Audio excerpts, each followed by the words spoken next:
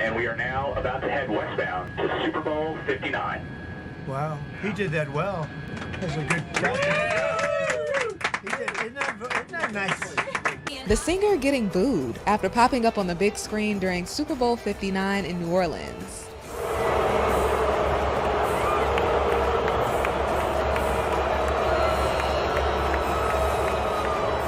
That's Tay sitting next to her girl Ice Spice, looking confused and surprised by the crowd's reaction.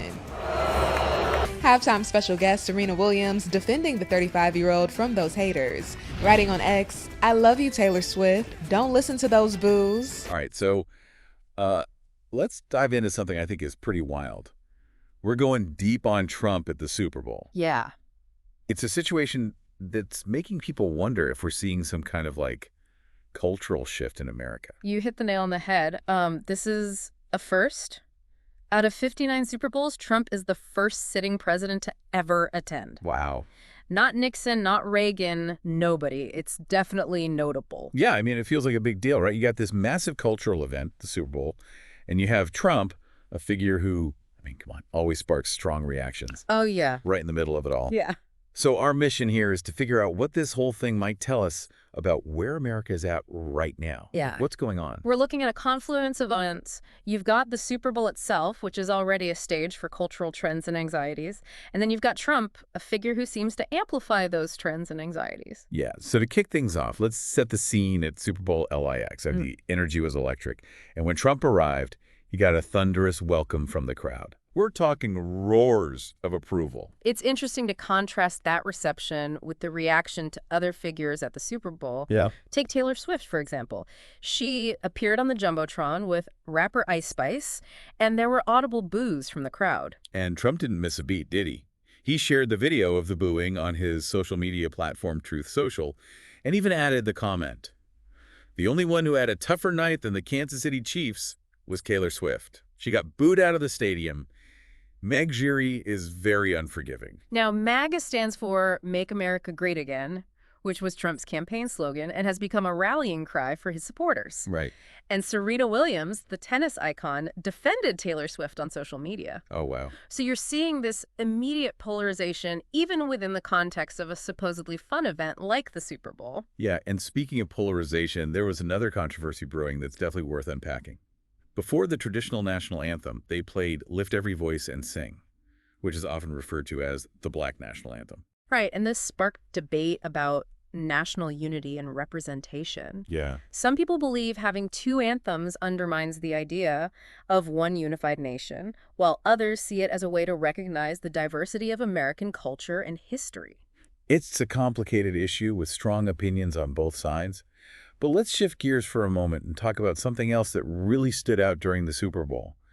That intense Secret Service recruitment ad produced by Michael Bay. Oh, yeah. I mean, wow. That ad is definitely worth analyzing. Yeah. You've got this high-octane, action-packed imagery coupled with a message emphasizing service, protection, and upholding American ideals.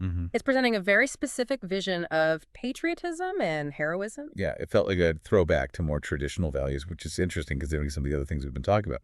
Right. And speaking of interesting, a CBS News poll taken just after the Super Bowl showed Trump's approval rating at 53%, his highest ever in their polling. Wow. On top of that, 59% of respondents approved of his deportation policies. Now, those numbers certainly raise questions. Are we seeing a genuine shift in public perception of Trump? Right. It's worth noting that in another poll, people described him using words like tough, energetic, focused, and effective. Those aren't exactly the adjectives you typically hear associated with Trump, especially in mainstream media. Exactly. It makes you wonder if the dominant narrative about Trump is starting to crack, or if we're witnessing a real change in how people see him. And this all circles back to that powerful image of Trump at the Super Bowl, basking in the cheers of the crowd. What do you make of it all? Could this be a sign of something bigger happening in America?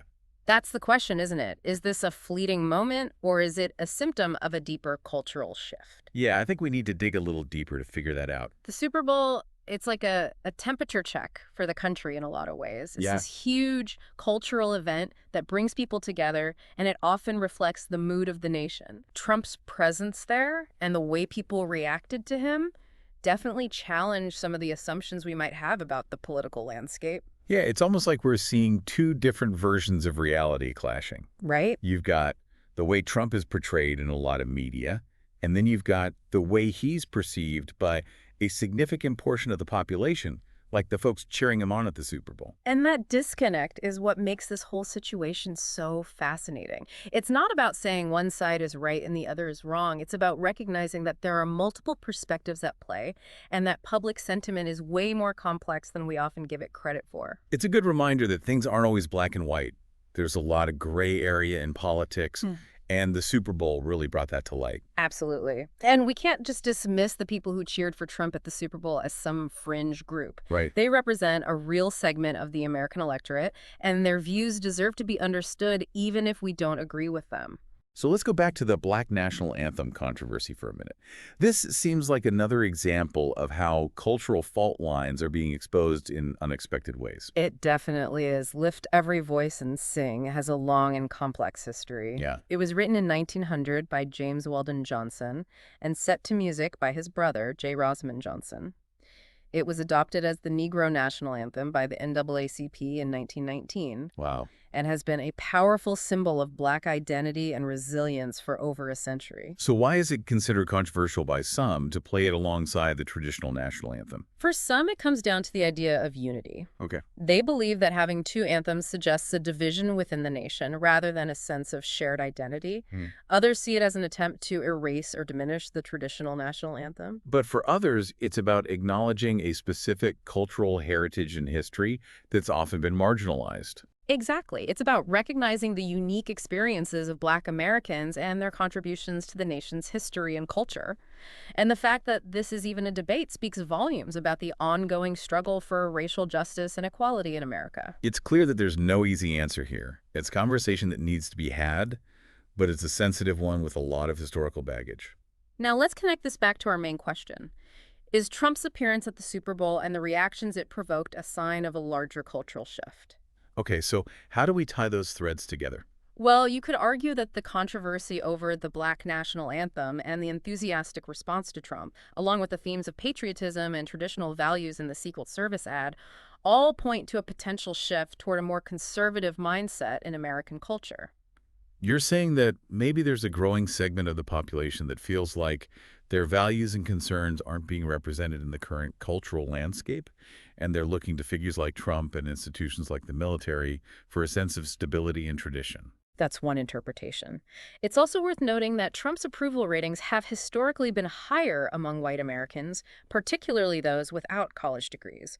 So it's possible that the Super Bowl audience, which tends to be more affluent and diverse, doesn't fully represent the broader American population. That's a good point. It's easy to get caught up in the spectacle of an event like the Super Bowl and forget that it's just a snapshot, not the whole picture. Right. And we have to be careful not to overgeneralize from a single event. But even if the Super Bowl doesn't tell us everything about the state of American culture, it certainly gives us some clues. It's like a puzzle piece, right? Mm-hmm. It fits into a larger picture. But we need more pieces to understand the whole image. Exactly. And to get those other pieces, we need to look beyond the Super Bowl to examine broader trends in politics, demographics, and social values. So if we're seeing a cultural shift, where does this leave us? What are the potential implications for American politics and society as a whole? Yeah, it feels like we're at a crossroads, right? Like if these trends we're seeing are real, what does it mean for the future? Well, it's a question that has profound implications. Yeah. One area where we might see an impact is in the upcoming elections. If there is indeed a shift towards more conservative values, it could embolden certain candidates and reshape political strategy. Right, could shake up the political establishment and lead to some, unexpected outcomes. Absolutely. And it's not just about elections.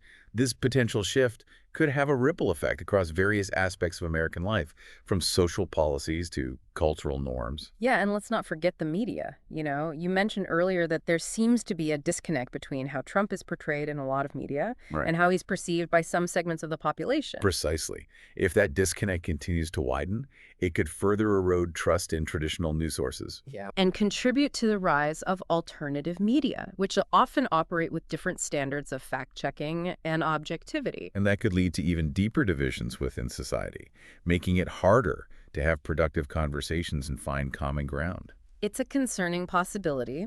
When people are getting their information from vastly different sources and operating within their own echo chambers, it becomes increasingly difficult to bridge the gap between differing viewpoints. So going back to the Super Bowl, you mentioned that the commercials often reflect cultural trends. Right. Did you see anything in those ads that supports the idea of a cultural shift?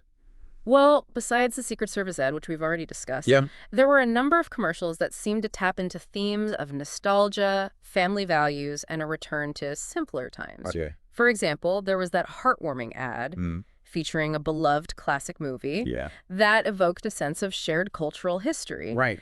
And another ad highlighted the importance of family traditions and passing down values from one generation to the next. So you're seeing a pattern here, a potential move away from some of the more individualistic and progressive values that have been prominent in recent years. It's a trend worth watching for sure. Of course, advertising is ultimately about selling products, but it often does so by appealing to our emotions and aspirations. Right.